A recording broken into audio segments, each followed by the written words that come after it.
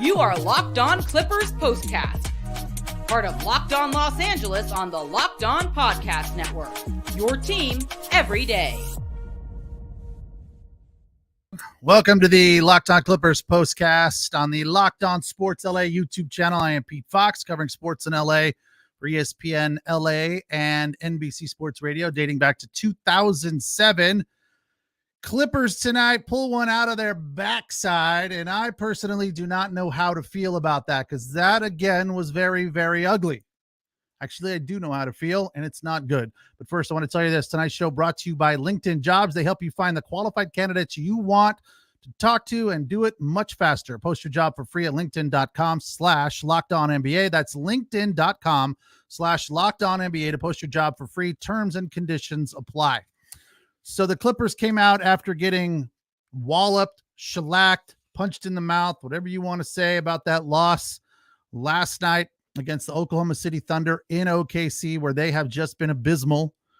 14 down, 2 up in OKC. So the Clippers are 2-14 when facing the Thunder in Oklahoma City. So that's like 5-6 years where they have just struggled against the Thunder.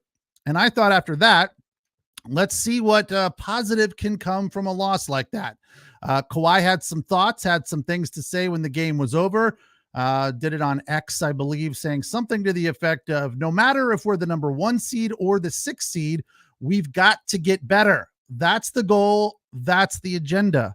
That's exactly right. That's exactly what I thought. There were so many things. I felt like I spent 25 minutes of our 30-minute postcast criticizing the Clippers last night. They didn't do much right. And that was against a good team. And it was reminiscent of the way they played against the Minnesota Timberwolves, another good team, where they got punched in the mouth by 21. So tonight, coming out in Memphis against a sub 500 team with just 20 wins, I thought, well, tonight they're going to, get it back on track, erase that poor performance from their memory, play a clean game, do what they've been doing back to December 1st. And, they're going to feel better about themselves. Not great, because you beat a bad team. It's like you take it with a grain of salt to a certain extent, don't you think? But a win would be a win. And if it was a good one, then yeah, it feels good, right? If it's a nice win. This was not a nice win. I'll say it. They did not deserve to win this game. I used to work with John Ireland, who is the Lakers play-by-play announcer. And every time I would say that to him, he would say, nobody deserves anything, right? If you win, you win. That's it. Fair point.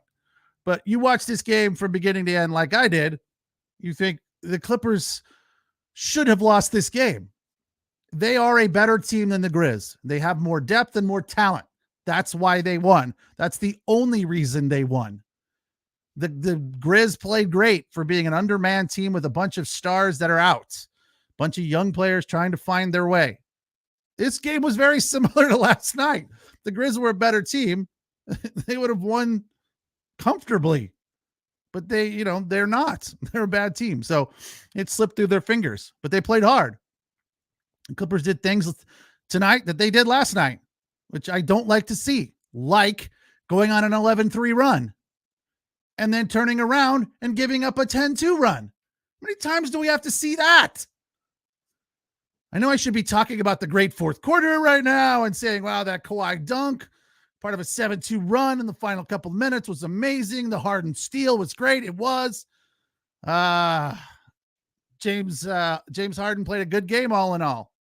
39 minutes, 9 points, 8 assists. That's good. It's far from great. Paul George, his average is 22 points. He averages 22. Is it wrong for me to expect something in that ballpark? Is 14 points in that ballpark? I don't think it is. Is there something wrong with Paul George? One of our viewers on the Locked On Sports LA YouTube channel commented that he's just bad and was upset and angry that they gave up Shai Gilgeous-Alexander in exchange for him. Yeah, that's easy to cry over. That's spilt milk now for sure, because SGA is a stud.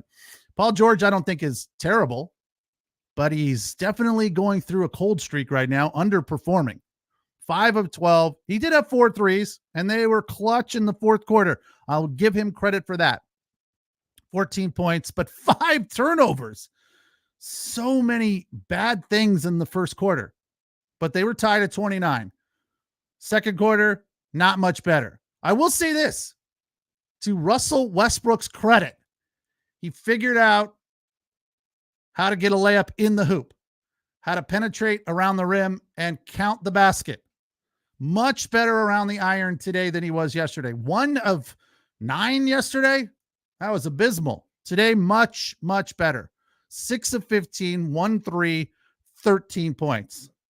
I wrote down here in my notes, Russ cannot shoot corner threes. I don't know if that's him being the bigger man and saying, look, I probably shouldn't shoot corner threes, or if it's Ty Lue saying, look, if you shoot another corner three, I'm going to fine you. Stop shooting corner threes. All that being said, the 1 3 he made was from the corner and may or may not be on the bucket list, which coming up here in just a little bit. The other thing that just frustrated the crap out of me tonight was their inability to clog the lane. This is what happened last night. Easy baskets around the basket, under the hoop, in the paint. There was just very little resistance. And that's just not okay. You need to play defense in the first quarter, in the second quarter, the third quarter, the fourth quarter. You got to play more defense. And you got to stop with the turnovers. Another crap load of turnovers tonight. 20 in all. Fortunately, Memphis had 17, so they were right there.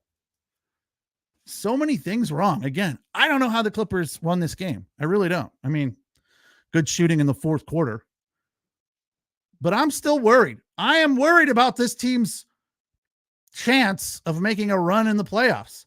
They're going to have to wake up and figure something out. David Pingalore, the sideline reporter for Channel 5, who was there in Memphis with the team tonight because this game was on KTLA, said he heard before the game that the powers that be, coaches, general manager Lawrence Frank, said, quote, they're not concerned. Come on, Ping. They didn't say that. Anybody with 2 eyes that knows anything about basketball has to be concerned. They're not going to tell you that they're not concerned, but they're concerned. Lawrence Frank said something to the effect of, he was bothered by the loss last night. Yeah, that's a nice way of saying he's concerned as well. I think everybody's concerned as to what is going on with this Clipper team right now, because it was a sloppy mess for 3 quarters again. And I don't know if winning games like this is good or bad. I don't know. It could be good. Pulling it out of your backside all the time. Cardiac victories. Whew. I don't know. We'll talk about it next. All right. A new sponsor that I have yet to speak about here on the Locked On Clippers postcast, Stitch Fix. You know that instant confidence boost you get when you get a new outfit? Makes you feel really good. That's what I get with Stitch Fix, because they have stylists that help you pick out clothes that work for you. Colors, fashion trends, all of these things. You get a stylist that understands your style, your size, and most importantly, your budget. They do it all for you. They take care of the shopping and then send you the clothes that fit you. They even tell you how to put them on, and I mean, not really put on your pants. So you should know that already. But you know, wear this shirt with these pants and this jacket and these socks and these shoes, et cetera, et cetera. It's a very easy process, and it really makes you feel good about yourself because your clothes match. You look good and you feel good. Those two things go hand in hand. You can easily upgrade your wardrobe this year with professional stylists that helps you find the new on-trend favorites that will work for you. And if you don't love something, you can just send it back. Shipping, returns, and exchange are always free. So style that makes you feel good about yourself, get it at Stitch Fix. Get started today. StitchFix.com/lockedon. That's StitchFix.com/lockedon. StitchFix.com/lockedon. Give it a try.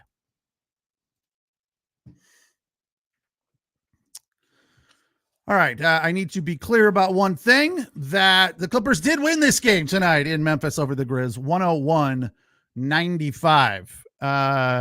At first half, Clippers shot 51% and trailed by 6. Like, how does that make any sense?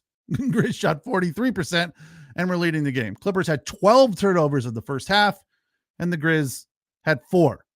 They just had a tough time stringing anything together. They couldn't get any rhythm at all. I do a lot of high school basketball, both boys and girls, and I always joke that high school girls basketball is played about 40% on the floor, rolling around, trying to get turnovers, literally on the ground, like wrestling. That's what it felt like tonight for the Clippers. They were scrambling around on the ground more than they were on their feet. Oh, God, it was just frustrating. I really should have just tuned in on the fourth quarter. I mean, I probably could have predicted that this was going to turn out that way. One thing I forgot to mention, what is up with that floor in Memphis? That was awful. It took me a whole quarter. By the end of the game, I was kind of okay with it. I still hate it, but I was used to it. Let's put it that way.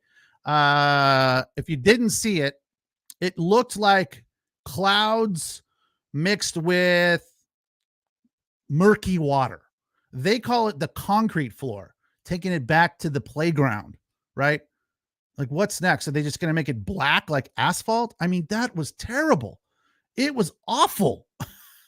maybe that's why the Clippers couldn't get anything going in the first half or until the fourth quarter. That floor was so distracting. It was like a light bluish gray, slate blue gray. They're using it for 7 games this year. It's not their regular floor. They do still have the parquet, which was nice. But, all in all, in the end, Paul George started making some baskets and made a basket, which was pretty clutch early in the fourth quarter, but then it turned into a 1 of 7 shooting for the Clippers after that. Russ started playing hero ball again, missing layups, and I was like, oh no, they're going to lose this one. But let's get to the bucket list, because they didn't lose it. They had some very clutch, very exciting baskets. Terrance Mann, if I haven't mentioned his name yet, was absolutely huge for the Clippers tonight. He and Kawhi Leonard double-handedly won this game for the Clippers. That's how they did it. That's the question that I asked myself earlier. How'd the Clippers win this game? They did it with Kawhi Leonard being Kawhi and with Terrance Mann playing well above his head. 31 minutes for Terrance Mann, 23 points. Kawhi Leonard in 36 minutes was 10 of 18 for 24 points. Our number 5 shot on the bucket list, Terrance Mann, a dribble drive and the foul at the 8:07 mark of the second. It gave the Clippers a 39-38 lead. I think he had 12 points in the first quarter, so he was rolling at that point. Number 4, Kawhi Leonard had an aggressive dunk with authority, brought the Clippers to within 2 at the 3:13 mark of the second. It was 50-48 Grizz at that point. But then right after that, more frustration because they turn around and give up a 3. So you're like, yeah, we're knocking on the door, get the lead back, and then they give up a 3, down by 5.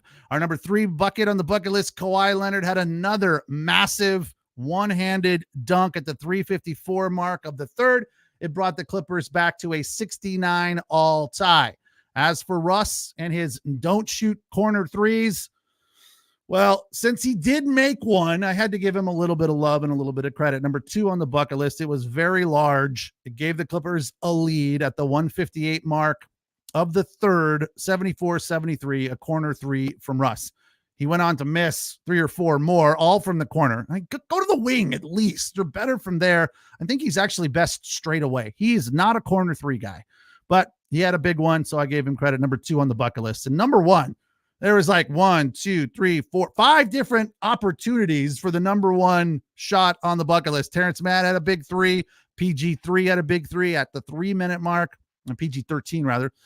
Terrance Mann had a dunk at the 1:11 mark to make it 96-93. That was pretty much the dagger. But James Harden hit a massive 3 under a minute, 45 seconds to play in the game, and that put it out of reach, 99-95. So Harden was big, not huge. Terrance Mann was the man, and Kawhi Leonard really was that security blanket that the Clippers needed in spite of, an awful third quarter where they had no rhythm, sloppy, dumb mistakes. Ivica Zubac was just not himself tonight, although we had a double-double, so you can't complain too much. I'm a little frustrated about Zubac because I had him in my prize picks to go over 11.5. I'm sorry, above 11.5. And he had 10, like one more bucket, like 12 points for Zub's like nothing, but he did have a double-double, 10 points, 10 boards. So all in all, a sufficient night.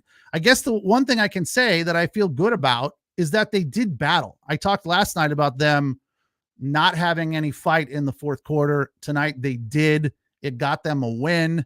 But I guess all in all, when you look at it and you think about this performance, they just need more from almost everybody except Kawhi Leonard.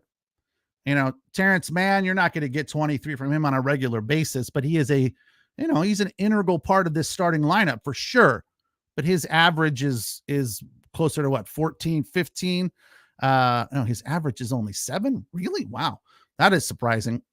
But I feel like, when the Clippers do well and win, he's in that 12, 13, 14 point range. He always comes out early and is hot, starts making buckets in the first quarter, and that's big for them. James Harden, got to have double figures out of him. Another one of our viewers on the Locked On Sports LA YouTube channel commented that after last night's loss, he feels that Harden's got to take over and shoot the ball more, which I think is ironic because we felt that was going to be an issue and a problem for Harden being a member of this team. And he is not wrong. I agree wholeheartedly that if this team's going to take the next step, Harden's got to be a bigger part of the offense, scoring the ball, not just assisting, scoring the ball. And tonight, even that part, he had 8 assists. And again, I had him on my prize picks with just the assists. The number was 8. So he was right on the number.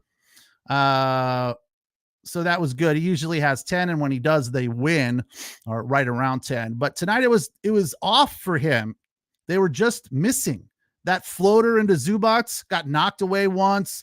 One time to Plumlee got knocked away, stolen, blocked, whatever. Didn't turn out to be points.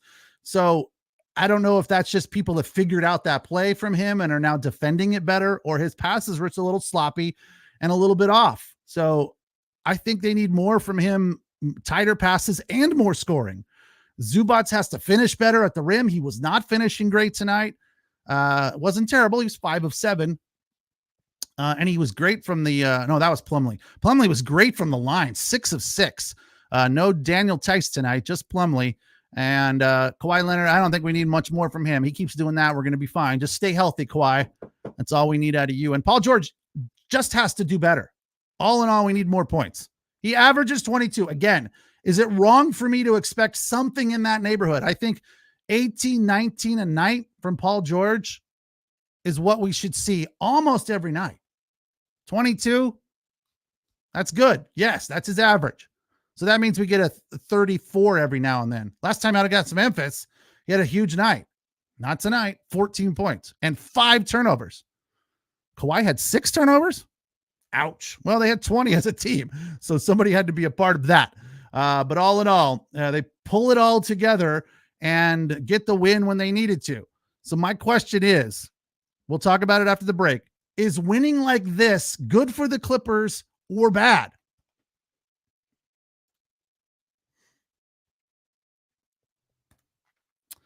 All right, tonight's show also brought to you by eBay Motors. eBay Motors is one of our partners that has teamed up with Locked On Fantasy Basketball host Josh Lloyd to bring you some of the best fantasy picks each week, all season long. Whether you're prepping for a daily draft or scouting the waiver wire every week, we're going to provide you players that are guaranteed to fit on your roster. So let's see who Josh Lloyd has picked out for us this week. eBay's guaranteed fantasy pick of the week is Scoot Henderson. Scoot is now the Blazers' starting point guard for the rest of the season. There will be inefficiency for sure, but he needs to be rostered because he is what that team is built around, or who that team is built around right now. Josh Lloyd from Locked On Fantasy Basketball going to help you win your fantasy championship at eBay Motors. Knows a championship team is about each player being a perfect fit. Same goes for your vehicle. I have personally purchased many, many parts on eBay Motors, brakes, nothing, not like I rebuilt an engine or anything crazy like that, but brakes, rotors, things that are fairly simple, brake lights, headlights, You can always get a good deal. And more than anything, the best part is always available, and you know that it's going to fit. And as I mentioned, it's going to save you money. With over 122 million parts for your number one ride or die, you can make sure your ride stays running smoothly. Brake kits, LED headlights, roof racks if you want to, give your car a little bit more functionality, bumpers, whatever your baby needs, eBay Motors has it. And with eBay Motors Guaranteed Fit, it's guaranteed to fit your ride the first time, every time, or you get your money back. Plus, at these prices, you'll be burning rubber, not cash. They also have this other thing where it saves your vehicle. Like if you have multiple cars, it saves all your information. So if you're looking for another part for that same vehicle, it's got it saved there, and it'll say, yes, this part fits, or no, this part does not fit your vehicle. Keep your ride or die alive at ebaymotors.com. eBay Guaranteed Fit, only available to U.S. customers. Eligible items only. Exclusions apply.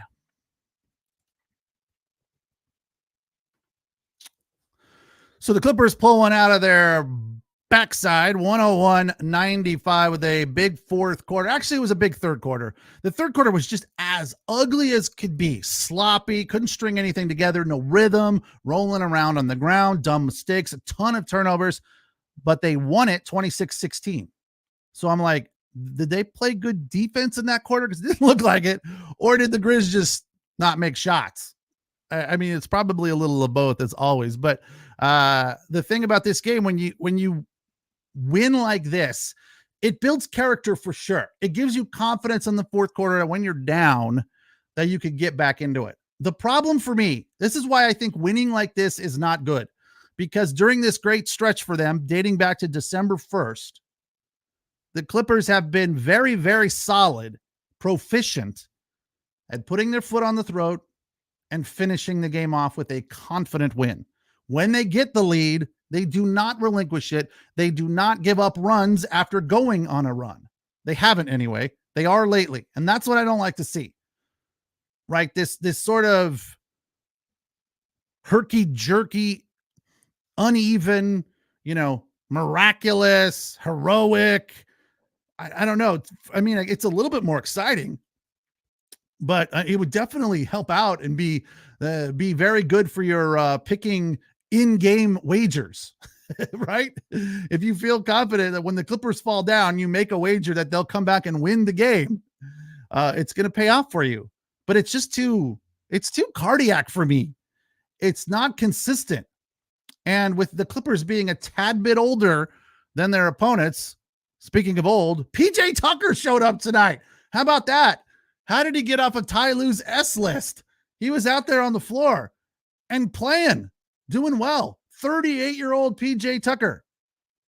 He's closing out. He's playing D. I really liked his action on the floor. And that's, when you read about PJ Tucker, because I was confused for a second. I was like, wait, is that the same PJ Tucker who played for the Houston Rockets who was really, really good? Is that the same PJ Tucker who was on the Milwaukee Bucks when they won the title in 2021? It is. It's that guy. He's old, very old, 38. He's LeBron James old. He's not LeBron James good though, but he has, a lot to offer. I don't know what he did to piss off Ty Lue, but he did something. And evidently he's out of the doghouse. And I think he performed admirably tonight to maybe get some more minutes, played D. But anyway, when you read about PJ Tucker, they say, he is a perimeter defender, and Lord knows the Clippers could use that help. They need a guy that can patrol the perimeter and close out, because again, tonight, it was late closeouts on the guy with the ball. And it was, and maybe that has to do with the Clippers' age too. I don't know, but they're just not playing defense, clogging up that lane. The active hands were there once or twice, but not like we're used to. Harden had a nice steal. Kawhi with a dunk, part of a big 7-2 run late in the game. And it was, a huge part of their win. But the defense is just lacking. And defense is about effort. We know that. Kawhi Leonard has talked about it. We cannot play like this. We will not win big games if we're just trying to rely on our skill. We have to rely on our effort. And that's going to be a big thing for them. So I don't like the coming out, falling behind, trying to dig it out of the dirt. Oh, we'll be fine. Half energy. I thought the energy at the start of this game was pretty good, because I would have been a little worried if they came out and they were just like bouncing off the walls after last night, right? And they're professionals. Probably the chances of that happening are slim to none. They come out, dialed up to 100. Like if the whole team was playing like Russell Westbrook. So tonight, even Russ had it dialed down. He was more controlled. He was making those layups and not missing them around the basket. So I think everyone came out with, a sense of calm, a sense of security, confidence. Like, we'll be fine. We don't need a big overcorrection after getting kicked in the butt by the Oklahoma City Thunder last night. So all of that was good. What I don't love, again, is an 11-3 run in the first, followed by a 10-2 run by the opposition. Bad. Don't need that. That's not what we need. We need to get a lead. We need to hold that lead, right? If the other team chips away, okay, fine. Or if the opposition pulls out to a big lead and the Clippers chip away, getting back into it, that's good. I guess what it boils down to for me is I feel like I just need more. I want more control, more calm execution for this team, which is what we were seeing. I started doing the postcast first of the year. So we saw a lot of comfortable, calm, dominant beatdowns by the Clippers. So my confidence obviously started off on a very big high. People that I work with here at Locked On were like, wow, look at you bringing luck to the Clippers. Must be nice covering those games. The Clippers jump out to leads and then they don't relinquish them. They finish off teams. They run through the tape, as they say, but that has not been the case of late. They counterpunch for the first half, hang around, play like crap in the second half. And if it's a good team like the Thunder and the T-Wolves and the Cavaliers, they lose those games. So they get into these same situations against inferior teams and they win them. So they have to feel pretty good about that. And of course, you can't win every game. I understand that. I get it. I heard Steph Curry talking about the Warriors after a nice win last night over the Lakers, saying, it's been a weird season. It's been up and down. It's been all over the place. And it's kind of the same situation for the Clippers. They were down early on. Then James Harden showed up and they were garbage for the first 6-8 games with Harden. And then all of a sudden, December 1st comes, they start to figure it out and they go on this streak, putting together the best record in the NBA since December 1st. So we know what they're capable of. I guess it's at this point, it's just about fine tuning, ironing out the wrinkles. When you get a lead, hold it. Don't give up runs. And most importantly, I don't know if it's the same statistic as in football. If you lose the turnover battle, you're going to lose the game. But I do know this, that losing the turnover battle and having too many turnovers against good teams is not going to work out. It is not going to help you win playoff series and, most importantly, win a championship. When it was all said and done, Kawhi Leonard led the way with 24. Terrance Mann had 23. Russell Westbrook off the bench with 13. Clippers shot 44% from the field, 37% from beyond the arc. As for the Grizz, they shot 41% on the night from the floor and 22% from the beyond the arc. Clippers improved to 37-18, 17-12 on the road. 101-95, the final. We are off tomorrow being Saturday. Back at it on Sunday as the Clippers continue. Oh, no, they head back home, actually. They will take on the Sacramento Kings at 6:30 at Crypto.com, then off for a few days before they take on the Lakers. So a couple of California teams here next week. So off tomorrow night. We'll see you on Sunday at 6:30. Again, Clippers win at 101-95, beating the Grizz on Beale Street in Memphis. Thank you for joining me. Have a good night. I will talk to you on Sunday.